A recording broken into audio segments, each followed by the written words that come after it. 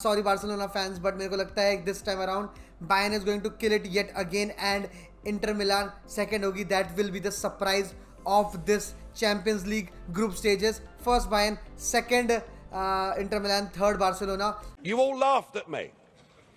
Well, I have to say, you're not laughing now, are you? ऐसा क्यों लग रहा है कि हर साल एक थीम सेट होती है चैंपियंस लीग में? पिछले साल एक थीम चल रही थी कि भाई हर राउंड में हमें एक कमबैक देखने को मिलेगा, और इस साल एक ये थीम चल रही है कि भाई सेटबैक्स पर सेटबैक्स होने वाले हैं, क्योंकि दोस्तों इस साल लग रहा है कि Europa League is the go to league, क्योंकि बहुत टीमों के बड़े एम्बिशंस लग रहे हैं, बहुत बड़ी बड़ी टीमें जा चुकी हैं यूरोपा लीग में, and the biggest name to join the Europa League is Barcelona, and again लगाना पड़ रहा है मुझे बार्सिलोना के साथ. That's strange guys. पिछले बार लगा था कि इट वाज अ फ्लूक, गलती से बार्सिलोना पहुंच गई है, but after such a promising transfer window, after such a promising start to the season, we seem to be in a position जहाँ पे मजाक तो बहुत हो सकता है लेकिन करने की इतनी ज़रूरत नहीं है. बट हाँ, बैंटर्स असाइड, मैं कल के मैच के बारे में बहुत कुछ है भाई पढ़ने को, देखने को, बोलने को, क्योंकि दो यंग मैनेजर्स, मतलब लिटरली अगर आप ये चीज़ किसी के डिफेंस में कहना चाहोगे कि हाँ भाई he is immature for this kind of a stature, he is new for a UCL campaign. सामने वाला भी शायद है, सामने वाले की भी इतने कोई खासा एक्सपीरियंस नहीं है. मैं बात कर रहा हूँ ज़ावियर नाइगल्समैन की. दोनों बहुत ही यंग, दोनों बहुत ही अच्छे टैक्टिकल मैनेजर्स, दोनों के अपने अपने फिलॉसफी थी इस मैच में आते हुए. But I would address this from a point of Barcelona, because Barcelona ये मैच हारी है. 3-0 स्कोर लाइन हुआ है. Bayern Munich simply dominated, one the match. बहुत ऐसे फेजेस थे जहां पे बार्सिलोना ने भी अच्छा खेला है, उस चीज़ को मैं एड्रेस करता हूं. मैं बताता हूं भाई, let's get into the match. सबसे पहली चीज़ लाइनअप से स्टार्ट करते हैं कि जावी ने पिछला मैच, जो पिछले दो मैच हुए बार्सिलोना जीतते हुए आई है. एक मैच विलारियल से जीती, एक मैच एथलेटिक बिल्बाओ से जीती है. ठीक है, इन दो टीमों से जीती है. दोनों मैच बहुत कन्विंसिंग विन है. एक 3-0 विन है, एक 4-0 विन है. बट एथलेटिक बिल्बाओ में जो बैक फोर खेला था, जो बैक फोर विलारियल के अगेंस्ट खेला था, दोनों में काफ़ी ज़्यादा डिफरेंस था.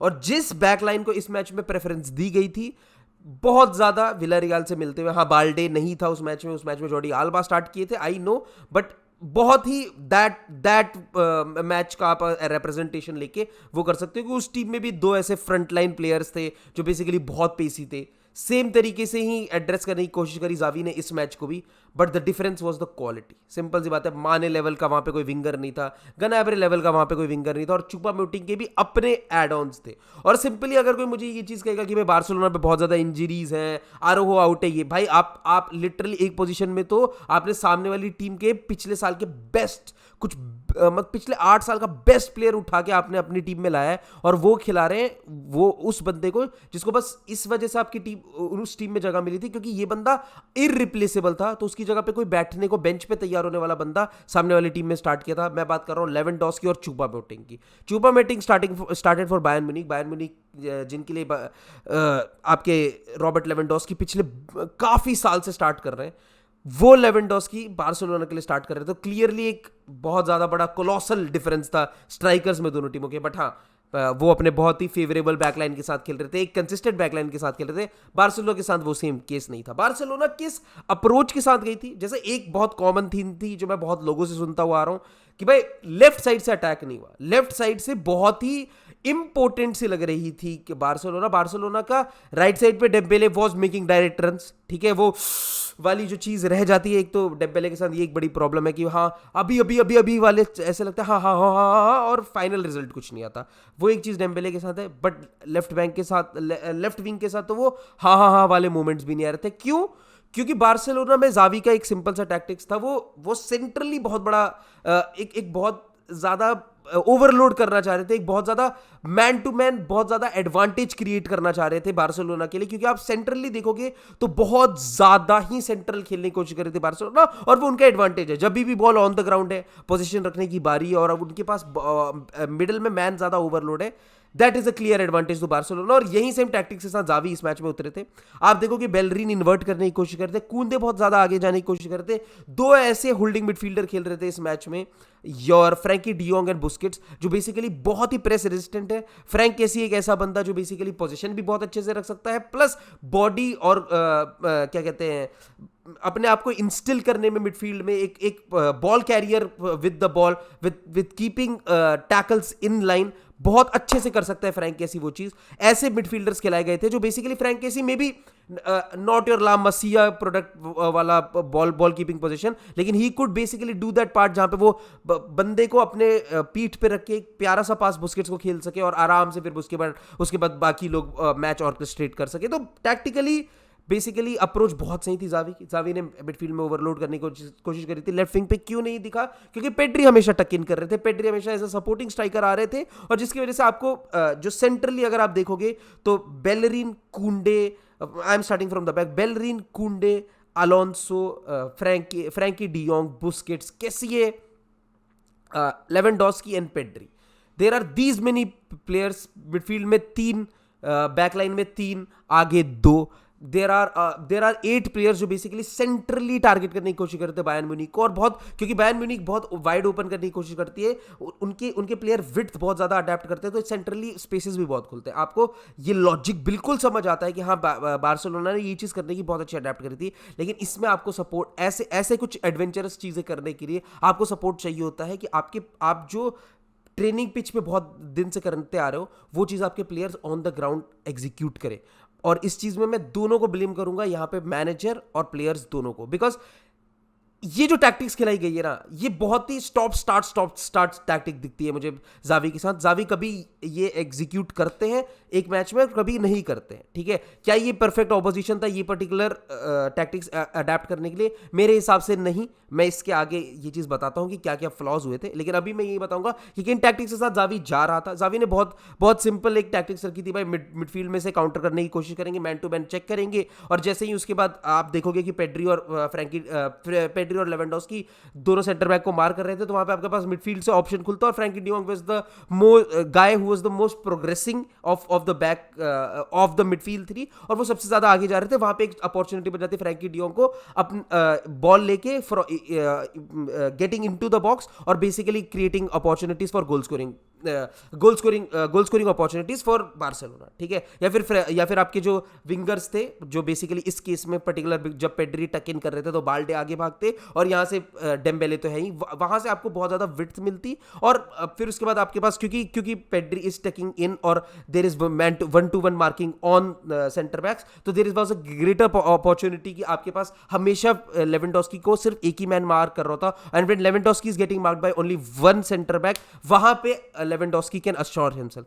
तो सिंपल, बहुत अच्छे से टैक्टिक्स लेके चले थे, एक ऐसे तरीके से जहां पे अपने एडवांटेज को एडवांटेज लेके चल रही थी बार्सिलोना, बहुत मतलब सेंसिबल। लेकिन दिक्कत क्या हुई? दिक्कत ये हुई कि बाल्डे फर्स्ट हाफ में, क्योंकि फर्स्ट हाफ में ही मैच खत्म हुआ है, बाल्डे इतने प्रोग्रेसिव नहीं थे, ठीक है। जो सबसे बड़ी टैक्टिक्स जिनके ऊपर चल रही थी वो थी कि बाल्डे को अटैक करना पड़ेगा, पेड्री टक इन करेंगे, तो वहां से एक बेसिकली ओवरलोड बन जाता, तो फिर आपके बेसिकली उनके राइट साइडेड विंगर को भी पीछे आना पड़ता, हर एक चीज आपके हिसाब से चलती। You were the attacking force, you were the team that was asserting itself, but ऐसा नहीं हुआ। Balde wasn't attacking that much. वहां पे दिक्कतें ये हो गई कि भाई बाल्डे अटैक कर नहीं रहे हैं, पेड्री टक इन कर जा रहे हैं, और वहां पे फिर उसके बाद पूरा राइट फ्लैंक खाली है। Mazraoui had all the spaces, basically जब भी उनके पास बॉल आती थी वो आराम से, उनके पास 1-2 सेकंड हमेशा एक्स्ट्रा रहता था, वो आगे रन ले पाते थे, गनाबरी को ढूंढ पाते थे, गनाबरी फिर वहां से चुपामेटिंग को ढूंढते थे, और बेसिकली 1, 2, 3 ऐसे करके मूव स्टार्ट होते थे। जब आप देखोगे कि कैसे सादियो माने को फाइंड किया गया फॉर द फर्स्ट गोल, अब देखोगे लेफ्ट से राइट फ्लैंक स्विच हुआ है। हाँ, बेलरीन की गलती है, बेलरीन ने 2 बार ऑफ साइड ट्रैप तोड़ा है, बिल्कुल, मैं I wouldn't disagree with that, but basically यहां पे सबसे बड़ी दिक्कत क्या है कि लेफ्ट साइड पे इतना ज्यादा इजी था, क्या कहते हैं, बार्सिलोना के लेफ्ट साइड से इतना ज्यादा इजी था, जैसे माजुरा के पास जब भी बॉल थी, he was able to simply switch the side whenever he wanted. और वहां पे आप देखोगे किमिच ने जब भी बॉल ली है वो हमेशा लॉब करने की कोशिश करते थे बिहाइंड द बॉक्स, और वहां पे बार्सिलोना का सिंपल टैक्टिक्स था भाई, उन्होंने बेसिकली 4 फुल बैक्स के साथ इस मैच में गए थे, और चारों फुल बैक्स का एक ही काम था कि भाई, क्योंकि कुंडे भी आपके फ्रांस में, इवन बार्सिलोना में फुल बैक खेले हुए हैं, तो मैं एक तरीके से ये कहूंगा भाई चारों full back in the sense of कि भाई सबके पास अच्छा खासा पेस है, सब कोई बहुत अच्छे से ट्रैक बैक कर सकता है, सब कुछ कर सकता है। बट बायर्न ने एक चीज मेक श्योर करी थी, whenever Kounde was getting progressive into the midfield, hit them on the counter, hit them on the counter। जैसे ही Kounde gets out of the equation, you have the opportunity, you have the open space। आप देखोगे हर बार ball ping हुई है, हर बार ball switch हुई है from the left of Barcelona to the right of Barcelona, और simply Sadio Mane making run into the box. बहुत बार ये चीज करने की कोशिश करी है, ठीक है। गनाब्रे को बॉल पिंग करने की कोशिश की गई है, बेसिकली सिंपली क्योंकि अलोंसो उनको मार कर रहे थे। जब बाल्डे आगे जा रहे हैं, अलोंसो मार कर रहे हैं गनाब्रे को, और अलोंसो एयर में इतने सही है नहीं, सिंपल सी बात है, सबको पता है। तो भाई वहां पे या तो गनाब्रे आराम से बॉल टक डाउन कर पा रहे थे, या फिर मूसेआला या किसी को ऐसे को डिस्ट्रीब्यूट कर पा रहे थे जो बेसिकली मिडफील्ड से उनको सपोर्ट दे सके, और फिर उसके बाद फ्लैंक ओवरलोड एंड सिंपल। हमेशा ट्रांजिशन में गोल स्कोरिंग अपॉर्चुनिटी बन रही थी बायर्न म्यूनिख के लिए। क्या बार्सिलोना ने कभी कोई अपॉर्चुनिटी नहीं बनाई? ऐसा कुछ नहीं है, बार्सिलोना ने भी अपॉर्चुनिटीज बनाई थी, काउंटर पे वो भी बहुत अच्छा जा सकते थे, लेकिन हर बार वो फाइनल पास वाली जो बात आ जाती है, मुझे एक बहुत मतलब मैं आपको कोट कर सकता हूं example, it is 2v1 on the left hand side of Barcelona. Pedri जा रहे हैं, बाल्दे जा रहे हैं, दोनों अटैक कर रहे हैं।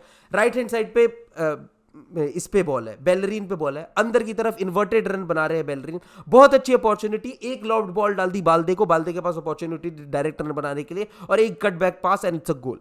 Clear simple math. बट ये चीज ही नहीं हो पाई क्योंकि बेलरीन ने जो पहला पास निकाला है वहीं बाल्दे तक नहीं पहुंची।